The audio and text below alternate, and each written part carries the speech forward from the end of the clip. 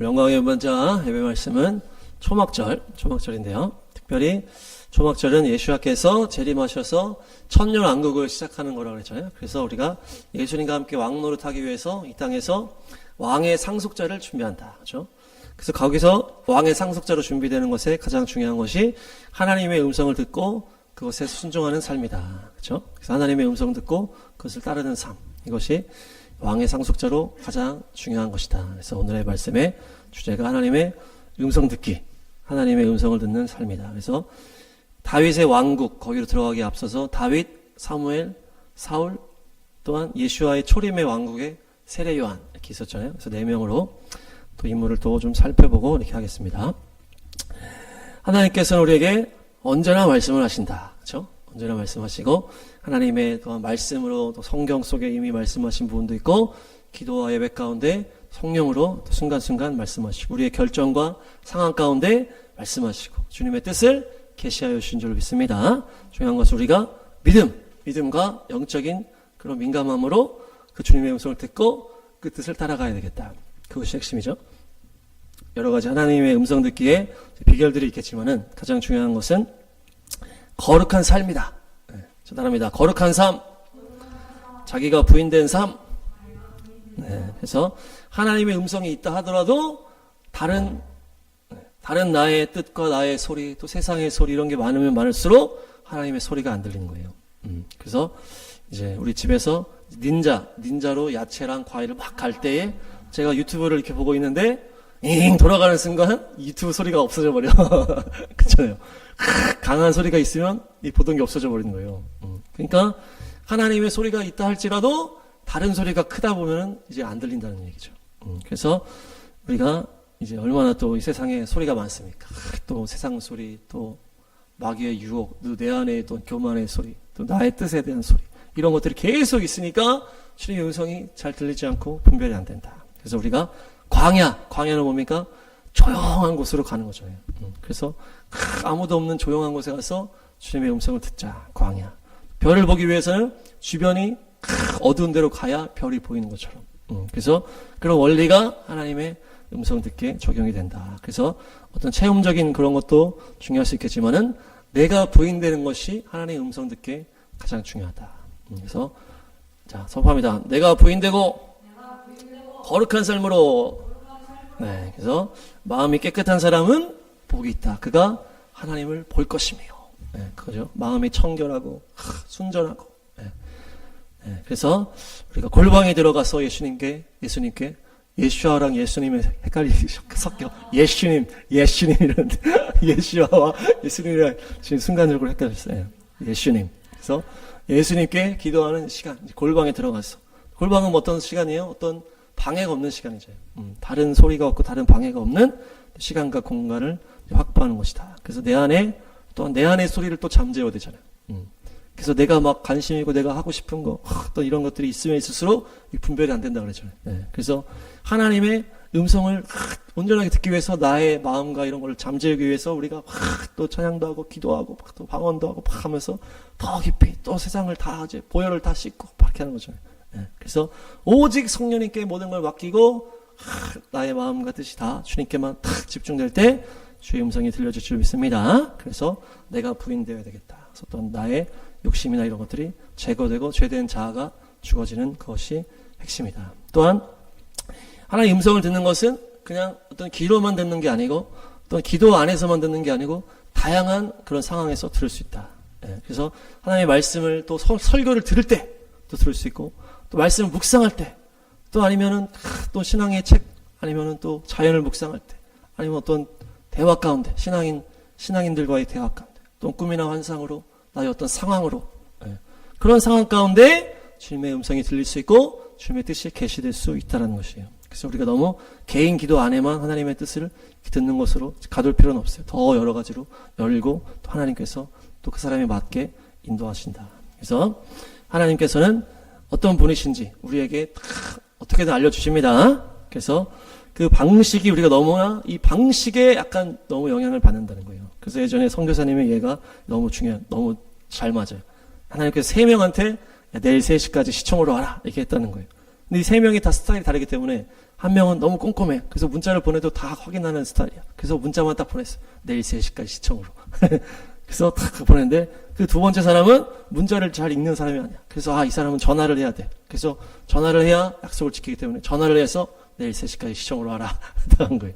세 번째 사람은 문자 확인도 잘 안 하고 전화도 너무나 딴 데를 많이 하니까 이 사람은 전화로 해도 헷갈려. 그러니까 영상통화 전화해가지고 야 내일 꼭 3시에 와라. 한 거예요. 그렇게 하니까 다음날 3시에 하나님이 딱 3시에 시청에 갔더니 아무도 안 왔다. 왜 안 왔냐? 첫 번째 사람은 자기한테는 문자만 보내고 두 명한테는 전화했다고 삐져버렸어. 삐져서 안 왔어. 세 번째 사람은 영상으로 주님을 봐가지고 천국 보고 온 간증 집회하러 갔어. 그래서 못 왔어.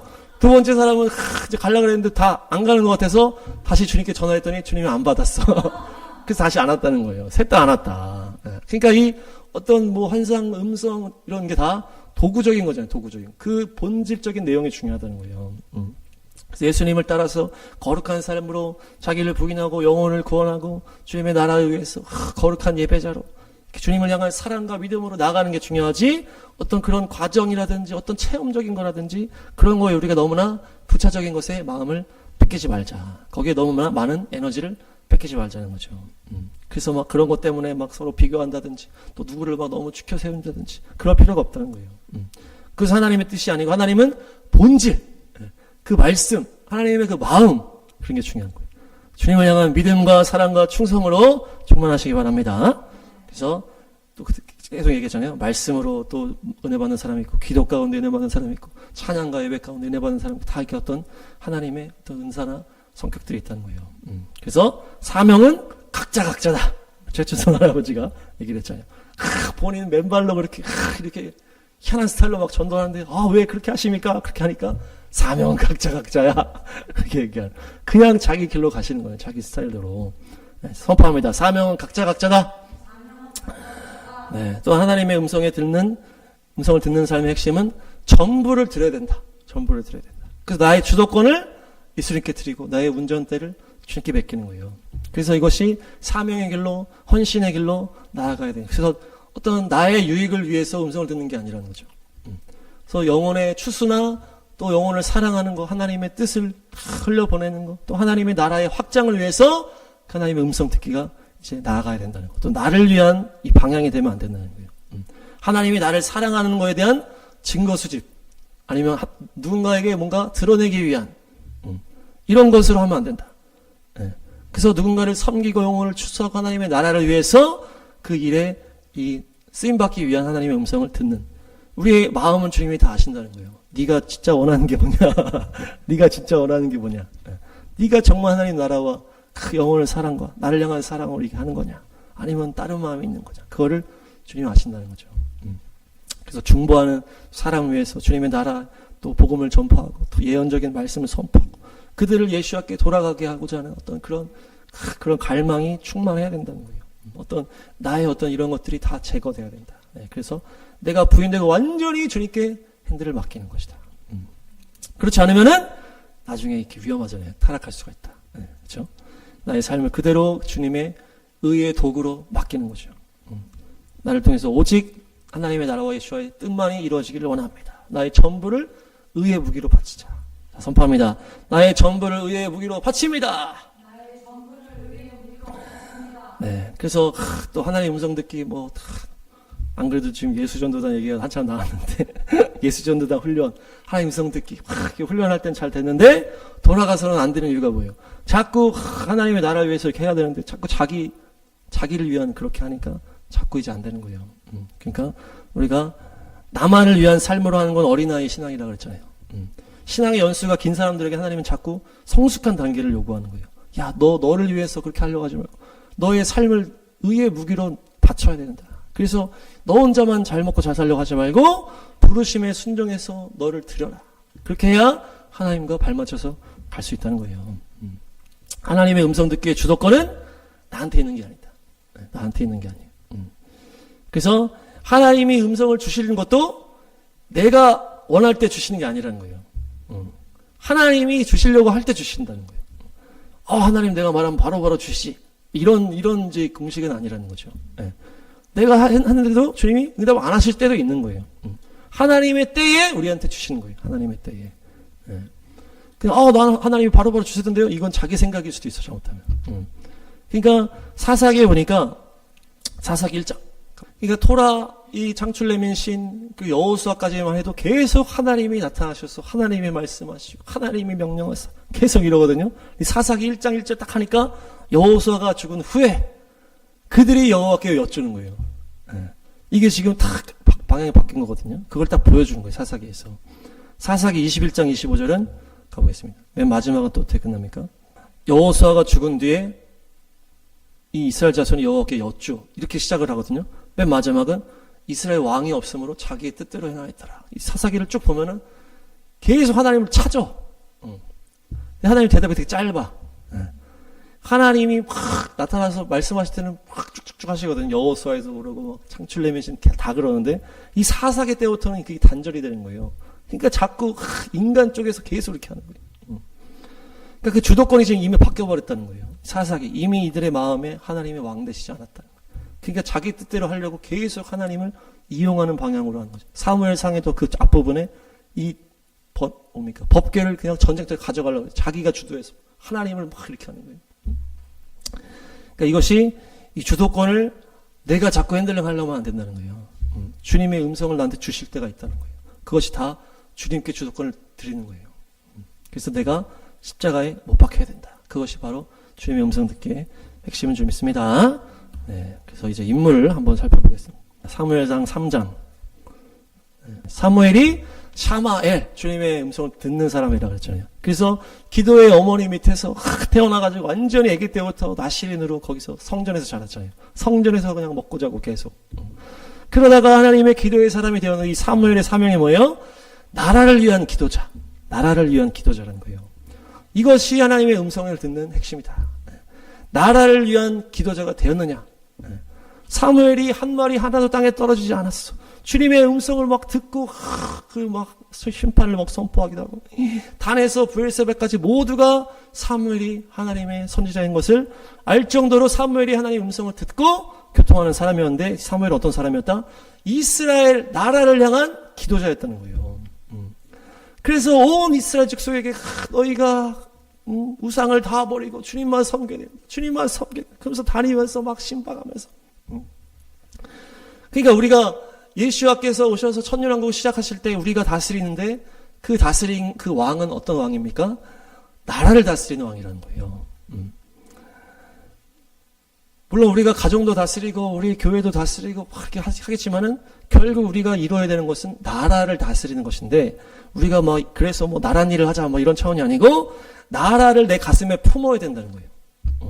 그 나라 하나님이 주신 내 민족을 가슴에 품고 기도할 수 있어야 된다. 그것이 바로 하나님의 음성을 듣는 핵심이다라는 거예요. 그래서 우리 안에 어떤 이 마음의 확장이 있어야 된다는 얘기죠. 믿음 초신자들은 자기밖에 모르게 하다가 점점점 마음의 확장돼서 어디까지 확장된다? 나라를 위한 기도까지 가야 되는 거예요. 나 자신을 넘어 가정을 넘어 교회를 넘어 나라까지 민족까지 그 마음을 품고 기도를 해야 되는 거예요. 그냥 큰 집회를 하자 이런 차원이 아니고 이건 미혹이라고 그랬잖아요.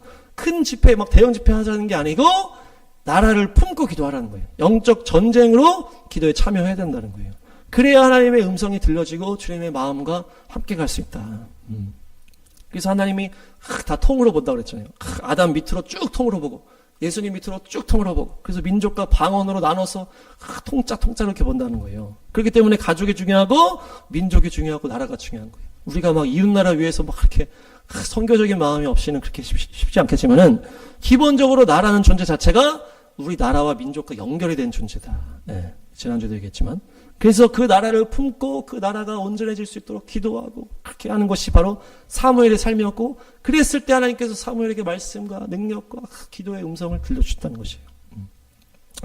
우리가 이 나라를 위해서 애통을 해야 된다. 에스겔 9장. 무슨 말씀이죠? 여기서 핵심이 뭡니까? 저 성읍 가운데 그 예루살렘 가운데 성전과 이 나라 가운데 이 악행 때문에 이 역겨운 일들 때문에 슬퍼하며 신음하는 사람들한테 표를 딱 칠하는 거예요. 표를 딱 체크하는 거예요. 그러니까 지금 하나님의 이 구원의 지금 기준이 뭡니까? 이 오염되고 이 성전이 타락하고 이 나라가 오염된 이것을 보고서 통곡하며 기도하는 사람에게 체크를 하시는 거예요. 그것이 하나님의 구원의 기준인 거예요. 그런데 그 다른 대상들, 그 사람들의 어떤 악행이 있었을 거 아니에요. 그런데 그 사람들은 또 그 사람들을 위해서 막 애통하는 사람이 있었지만은 또 애통하는 사람 아닌 사람들은 또 다 지금 죽는 거잖아요. 다 지금 표만 딱딱 하고서 다 죽여버린 거거든요. 막 장로부터 그냥 다 죽여버린 거예요. 근데 그거랑 어떻게 보면 구별되어서 완전히 그 상황에 하나님의 마음을 가지고 애통하며 부르짖으며 그 어떻게 하나님의 성전이 이렇게 되었나, 어떻게 이 나라가 이렇게 신음하고 슬퍼하는 사람들한테 체크를 갖다 가시는 거예요. 그러니까 이것이 하나님의 이 그 시선이라는 것입니다. 하나님의 구원의 기준이라는 것이에요. 우리가 저 북녘 땅 또 갇힌 자 우상 숭배 땅에서 이렇게 고통당하고 희생당하는 자들을 위해서 우리가 기도하면서 주님의 마음으로 또 애통하면서 탁 신음하면서 기도할 때 이것이 하나님의 나라의 아주 상속자의 기초라는 것입니다. 그랬을 때 사무엘이 주의 음성을 듣고 이 사무엘의 선포가 땅에 떨어지지 않는 온전한 하나님과의 교통하는 삶이 되었다는 것입니다. 그래서 우리도 이 나라를 가슴에 품으시기 바랍니다. 또 교회의 어떤 상황을 가지고 우리가 또 우리의 마음을 찢으면서 기도하시기 축복합니다. 두 번째는 다윗왕. 다윗왕은 골리앗, 하나님의 이름을 모독하는 골리앗 향해서 싸우고 이게 한 거, 전쟁의 용사의 부분도 있지만은 중요한 건 다윗왕은 하늘 문을 여는 예배자였다. 그래서 우리가 하늘의 문을 여서서 찬양한 거죠. 다윗은 왕이 되자마자 하나님의 그 임재를 상징하는 그 법궤를 탁 옮겨가지고 천막을 탁 쳐놓고 거기서 경배 찬양 24시간 예배를 돌린 거 아니에요. 그래서 계속 그곳에서 주님을 찬양하고 경배하고 그 법궤 앞에서 하나님의 영광의 임재 앞에서 주님을 찬양하고 노래할 수 있도록 그것을 다윗의 장막 세팅했는데 다윗은 안 갔을까요? 세팅만 해놓고 다윗이 제일 많이 간 거예요 거기. 다윗이 제일 많이 갔기 때문에 그게 돌아간 거죠 계속. 다윗이 안 가면은 그거 돌아가지도 않을 것 같아요. 다윗 왕이 계속 가면서 거기서 예배하고 찬양하고 경배 계속 하는 거예요. 제일 많이 찾아가서 하늘문을 여는 예배자였다. 다윗은 목동 때부터 하늘문을 열고 수금을 치면서 주님을 노래하고 찬양하고 또 광야 도망다닐 때도 그 안에서도 노래하고 시편을 짓고 왕이 되어서도 계속 주님을 예배하고 그렇게 한 거예요. 그러니까 막 악기도 만들었다 그러고 막 또 시편을 그렇게 많이 지었다고. 예배에 목숨 건 사람이 바로 다윗이었다. 그렇게 하니까 다윗이 막 하나님의 영광을 보고 막 3층 천을 갔다 오고 그리스도의 계시를 또 봤잖아요. 시편 110편. 주님께서 내 주님께, 이것이 예수님을 말하는 거라 그랬잖아요. 여호와께서 예수와께 이런 거예요 지금. 그래서 주께서 내 주께 이걸 가지고 이제 예수님이 뭡니까 바리새인들한테 이거 어떻게 해석해봐 이렇게 했잖아요. 그러니까 이것이 지금 이 다윗이 본 거예요 지금. 주님께서 내 주님께 그리스도 메시아께 이렇게 말씀하시는 거를 본 거거든요. 그러면서 새벽이 있을 것 같은 주의 백성들, 멜기세덱을 따르는 영원한 제사장, 막 이런 표현들이 다 그 신약의 표현이잖아요. 이게 멜기세덱, 구약에 있긴 하겠지만, 그러니까 예수와를 향한 그런 고백을 이미 다윗은 그때 한 거예요. 그때 그 하늘의 영광을 보고 메시아의 그 계시를 다 봤다. 예수님이 봤다는 거예요. 그러니까 이 다윗이 예배의 목소리를 보고 그렇게 예배를 하니까 이런 계시가 열리고 막 별개별개 다 열어주신 거예요. 그게 얼마나 많은 시편을 썼냐. 특별히 역대상 28장에 보니까 엄청나죠? 이 모든 설계 지금 엄청나게 지금 많잖아요. 제가 일부러 다 읽었는데 이 수많은 것들을 어떻게 하셨다? 주님이 다 써서 알려주셨다는 거예요. 다윗한테. 이 기도 가운데 하늘의 문을 여는 예배자가 돼서 예배하고 기도하고 그 과정 가운데 주님이 다 알려주셨다는 거거든요. 엄청난 교제에 있어서 그 모세와 거의 이제 선들을 지금 모세도 막 그 성막을 다 봤잖아요. 주님이랑 막 친구처럼 대화를. 다윗도 거의 지금 그 수준이에요 지금. 다윗은 예배자의 목숨을 걸고 예배 가운데 하나님의 영광을 보고 엄청난 주의 음성과 계시를 다 받았기 때문에 이 다윗의 사명이 뭐였어요? 거룩한 삶이 사명이었다는 거예요. 왜냐? 이 예배는 거룩한 예배가 핵심이다. 거룩한 예배. 그래서 다윗이 죄를 짓고 51편에 주님 나를 멀리하지 마시고 주의 성령을 거두지 마십시오. 어떤 이게 죄 짓고 용서해 주세요 이런 차원도 있겠지만은 가장 중요한 건 이 다윗이 거룩한 예배자였기 때문에 주님과의 이 영적 교제 내가 이것이 좀 소멸되면 안 되는데 내가 지금 죄를 져가지고 그러니까 엄청난 이 깊은 영적 교제를 누리는 사람이 내가 이 죄에 넘어지면 안 된다. 그것으로 인해서 내 주님과의 이 교통이 단절될 수 없다. 그것에 대한 회개라는 거죠. 그래서 그러니까 이 다윗을 봤을 때 이 예배자들은 거룩함이 핵심이다. 그래서 이사야도 그 예배 가운데 예배 드릴 때 주님의 탁 임재가 나타나시자마자 거룩하다. 그렇게 하니까 이사야가 바로 내 입술이 부정하다고 해서 회개하면서 이렇게 했잖아요. 그것이 바로 거룩이 예배자의 기본이다. 그래서 우리가 주의 음성을 듣기 위해서는 거룩한 예배자가 돼요. 그래서 하늘 무는 예배, 생명 걸고 예배를 하는 거예요. 그렇게 했을 때 그 안에서 주님께서 놀라운 계시와 비밀들을 부어주신다. 그렇게 했을 때 이사야가 주님의 또 부르심을 받고 내가 여기 있습니다. 그러면서 주님 음성을 듣고 이사야도 엄청난 계시가 열린 거예요. 그 예배하는 자였다는 거예요. 이사야도 예배 가운데 주님의 계시와 음성을 들었다. 거룩한 예배로 하늘문을 여시기 바랍니다. 주님과 아주 삼층천을 오가는 교제가 있기를 축복합니다. 다윗과 같이 그래서 예수와의 장막에서 초막절인데 장막에서 주님을 더 누릴 때에 주님의 음성이 더 들려줄 줄로 믿습니다. 세 번째는 세례요한. 세례요한은 예수와의 이 초림의 이 다스림 그 왕의 길을 예배했던 세례요한이죠. 이 세례요한은 하나님의 뜻을 선포하는 복음 전파자의 이 케이스예요. 세례를 해준다는 건 뭐예요? 이 사람이 이제 죽고 살아난다. 방향을 바꿔주는 거라는 거예요. 이게 전도자의 어떤 케이스라는 전도자의 케이스. 이 사람의 길을 방향을 바꾸는 거예요. 그래서 너를 향한 삶에서 하나님의 나라를 향한 이 의의 무기로 바꾸는 거였잖아요. 이 무기를 물에 넣었다가 탁 빼면은 이것은 나라를 위한 무기다 이렇게 하는 것이 거기서 시작했다. 그래서 너의 삶을 죽고 이제 하나님의 나라의 삶으로 바꾼다. 이것이 바로 세례인데 그 세례 요한이 결국 전도자의 모델이 되는 거예요. 그래서 우리가 주의 음성을 듣기 위해서는 나의 삶을 전도자, 복음 전파자로 헌신을 하는 것이죠. 그래서 나의 모든 삶에 만나는 과정 가운데, 선택 가운데, 만나는 사람 가운데 주의 복음과 하나님의 말씀을 전파하는 그것에 이렇게 초점이 맞춰져 있으면은 주의 음성이 막 들려주는 거예요. 주님께서 네가 막 감옥에 가서도 내가 다 네가 뭘 말할지 알려주겠다 하시잖아요. 그런 것처럼 주의 복음의 길을 걸어갈 때 주님께서 주의 음성을 들을 수 있게 해주시는 것이. 그래서 주여 이 사람한테 지금 뭘 말해야 됩니까? 알려주시는 거예요. 바로. 그래서 우리가 전도자의 삶으로 내가 헌신할 때 이 세례 요한처럼 주의 음성을 듣는 것입니다. 그래서 요한복음 1장 나도 이분을 몰랐습니다. 이러죠. 약간 친척 관계라 그러는데 우리가 뭐 친척이라도 자주 안 보면 모르잖아요. 세례 요한이 일찍부터 광야 생활하고 그랬기 때문에 이제 우리 같은 경우는 이제 막 중고등학교를 딴 데서 보내면 나중에 모르잖아요. 옛날에 친했던 애들도. 그런 것처럼 이 세례 요한과 예수님이 어떻게 보면 같은 그런 친척 관계였겠지만은 지금 그렇게 멀리 떨어져 사는 거예요, 그냥. 그래서 나도 이분을 몰랐는데 어떤 분이 알려주셨다. 나를 세례주게 해주신 분이 있다. 그분이 성령이 누구 머리에 오면은 그가 성령으로 세례 베푸는 사람임을 알아라! 딱 알려주셨다는 거예요. 이 세례 요한한테. 그러니까 이 세례 요한이 광야에서 주의 음성을 듣고 주님께 기도하면서 이 삶을 살 때에 주의 음성을 이렇게 구체적으로 들은 거죠. 성령이 누구 위에 머물면 그 사람이 성령으로 세례 베푸는 사람이다. 딱 그러면서 주의 음성을 듣고서 탁 있었기 때문에 예수님이 탁 오셨는데 머리 위에 탁 오니까 예수님은 몰랐는데 탁 보고 알았다는 거예요. 그래서 이분이 하나님의 아들이구나. 딱이 되는 거예요. 그래서 세례 요한이 그렇게 하나님의 음성을 듣고 복음 전파자의 삶으로 막 이렇게 하다가 때가 딱 차니까 잡혀 들어가잖아요. 그러면서 세례 요한도 이제는 그 뒤에는 하나님의 이 침묵의 시간이 있는 거예요. 침묵의 시간. 누가복음 7장.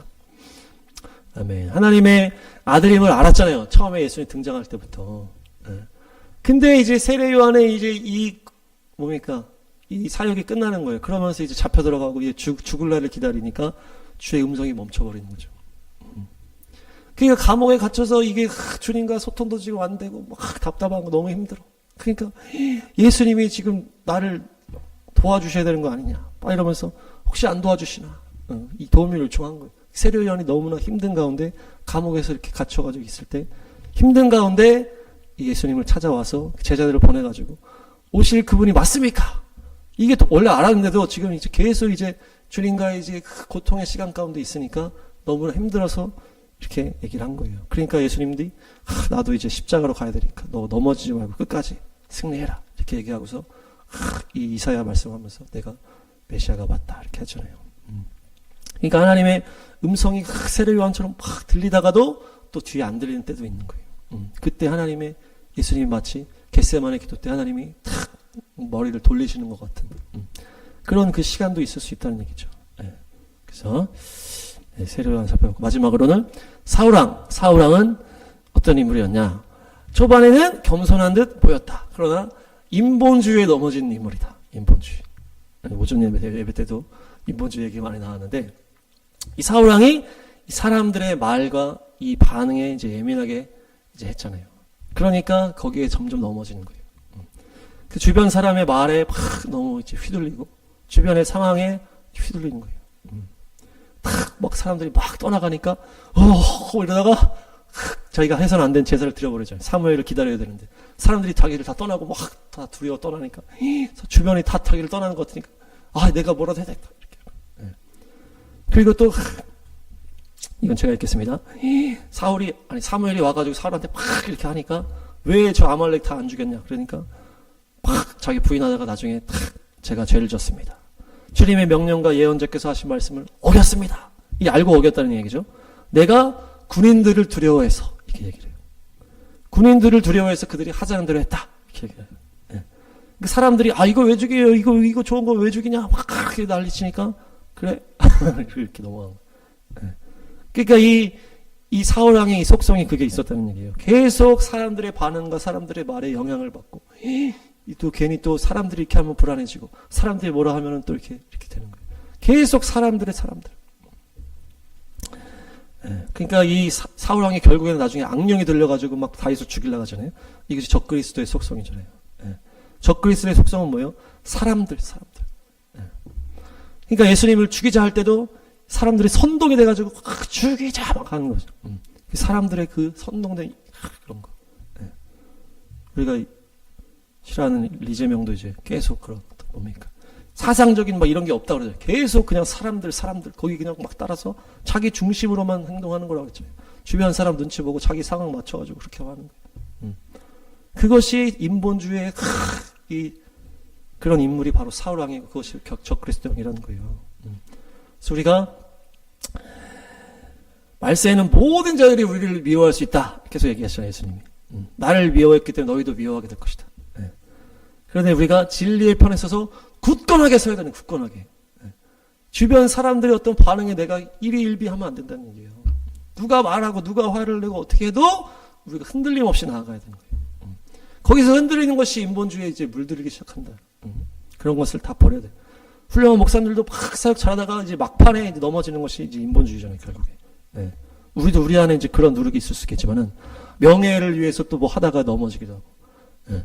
또 어떤 뭐 착한 거 이런 거 좋아 보이는 거 하다가 인본주의로 묶여버리기도 하고 또 영향을 미치는 누구 사람 때문에 막 끌려가기도 하고 또 문제를 일으키고 싶지 않아 해서 또 인본주의 넘어가기도 하고 아니면 뭔가 대단한 사람 때문에 그 사람한테 이렇게 돼서 아니면 가족관계 때문에 이렇게 돼서 또 마음이 약해져서 이런 것들이 계속 인본주의 누룩이 우리 안에 들어오는 거예요.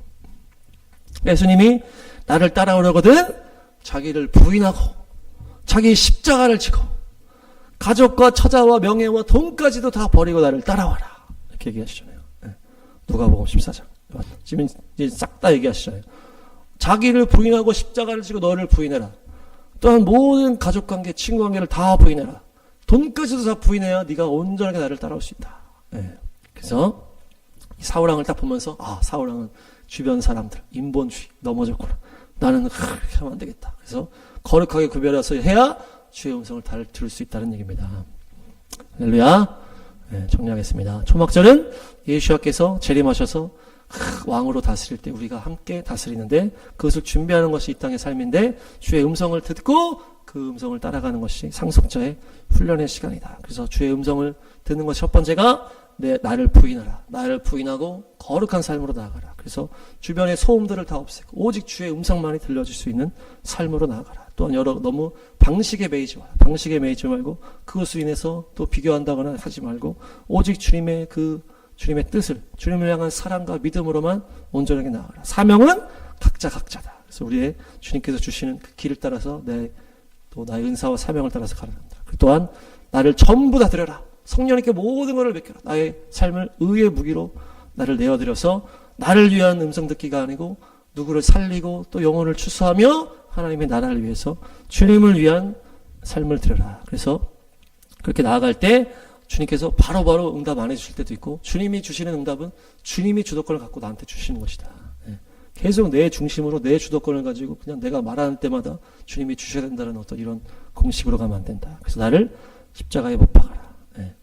또 인물은 사무엘은 나라를 위한 기도자. 그래서 우리가 나라를 마음에 품고 기도해야만 하나님의 그 음성을 들을 수가 있다. 나는 나라와 직결되는 그러다. 그래서 내가 나라와 또 한국 교회를 위해서 회개하면서 눈물 뿌려 기도할 때 주님께서 이 마지막 때 이렇게 체크를 해주신다. 다윗 왕은 또 용사이기도 하지만 거룩한 예배자였기 때문에 거룩한 예배자의 예배의 목숨을 건 사람이었다. 우리가 주님 앞에 예배하고 찬양하고 경배하며 주님께 기도하는 이런 놀라운 이 예배에 우리가 헌신할 때 하늘 문이 열리고 다윗이 그리스도의 계시를 보고 또 성전의 모든 계시를 봤던 것처럼 놀라운 하나님의 또 음성을 듣는다. 또 세례 요한은 또 초림을 준비했던 전도자의 어떤 사명이 있었다. 그래서 회개하라 천국이 가까이 왔다. 그러면서 모든 사람에게 복음을 선포하고 말씀을 선포해서 회개케 방향을 바꿔 죄에서 구별되는 물세례 또한 모든 삶을 맡기는 성령세례 이렇게 해서 전도자의 삶을 나갈 때 주의 음성을 들을 수 있다는 거죠.